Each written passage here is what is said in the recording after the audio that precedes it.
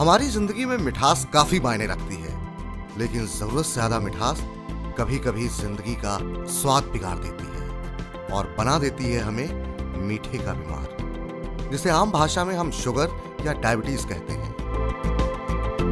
इसमें इंसान के शरीर में शुगर का लेवल एक तय सीमा से ज्यादा बढ़ जाता है और शरीर बढ़े ग्लूकोज को इस्तेमाल नहीं कर पाता और ये ग्लूकोज ब्लड में मिलकर पूरे शरीर के कई अंगों को काफी नुकसान पहुंचाता है। इसलिए वक्त रहते इस बीमारी से बचना बहुत जरूरी है।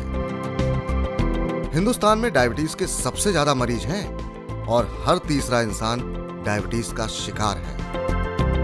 अगर आंकड़ों पर नजर डालें तो एक ताजा रिपोर्ट के मुताबिक भारत में लगभग 7.4 करोड़ लोग डायबिटीज से जूझ रहे हैं और 2024 तक डायबिटीज के मरीजों की संख्या 12.5 करोड़ पहुंचने का अनुमान है। इंटरनेशनल डायबिटीज फेडरेशन (IDF) के मुताबिक दुनिया भर में 12.11 लाख से ज्यादा बच्चे और किशोर टाइप 1 डायबिटीज से जूझ रहे हैं। इनमें आधे से ज्यादा पेशेंट की उम्र 15 साल से भी कम है और इन आंकड़ों में भी सबसे ज्यादा भारतीय बच्चे शामिल हैं। पिछले साल दुनिया भर में डायबिटीज से करीब 67 लाख से ज्यादा मौतें हुई थीं और आज भी इतने अध्ययन और शोध के बाद इस बीमारी का पूर्ण इलाज नहीं मिल पाया है। अब जरा नजर डालते हैं इस बीमारी के इतिहास के बारे में। डायबिटीज का पहला मामला इजिप्ट में 1550 BC में पाया गया था। पहली बार यहीं से बीमारी के रूप में इसे पहचाना गया और बार बार पेशाब जाने के लक्षण को इसका पहला लक्षण बताया गया। लेकिन शुगर लेवल को चेक करने के तरीके की खोज सबसे पहले भारत में हुई। डिफीट डायबिटीज फाउंडेशन की रिपोर्ट के मुताबिक ब्लड शुगर की जांच करने का सबसे पहला तरीका चींटियों की मदद से खोजा गया था। इंसान के यूरिन के आसपास अगर ढेर सारी चींटियां इकट्ठा हो जाती थीं, तो माना जाता था कि उस व्यक्ति के शरीर में शुगर का लेवल बढ़ा हुआ है। इस बीमारी को डायबिटीज नाम देने का श्रेय Greek physician Apollonius of Memphis को जाता है। उन्होंने इसके सबसे कॉमन लक्षणों के नाम पर इसे डायबिटीज का नाम दिया। इस बीमारी के ज्यादातर मरीजों को बार बार पेशाब के लिए जाना पड़ता था, इसलिए इसका नाम डायबिटीज रखा गया। अब जानिए इस बीमारी के होने की वजह क्या है। हमारे शरीर को सुचारू रूप से चलने के लिए एनर्जी की आवश्यकता होती है और ये एनर्जी हमारे शरीर में मौजूद ग्लूकोज से मिलती है। अब ये ग्लूकोज कैसे बनता है? हमारा शरीर हमारे द्वारा कार्बोहाइड्रेट के रूप में खाई और पी गई चीजों को तोड़कर ग्लूकोज बनाता है और ये ग्लूकोज हमारे खून में मिलकर एक फ्यूल की तरह काम करता है। इसके लिए हमें एक हार्मोन की जरूरत होती है जिसे इंसुलिन कहते हैं।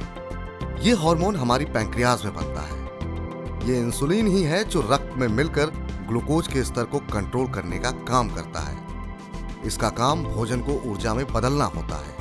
अगर पैंक्रियाज इंसुलिन बनाना बंद कर देती है तो ग्लूकोज ऊर्जा में तब्दील नहीं होगा और ब्लड में ग्लूकोज की मात्रा बढ़ जाएगी। इसी अवस्था को मेडिकल टर्म में डायबिटीज मेलाइटस कहा जाता है।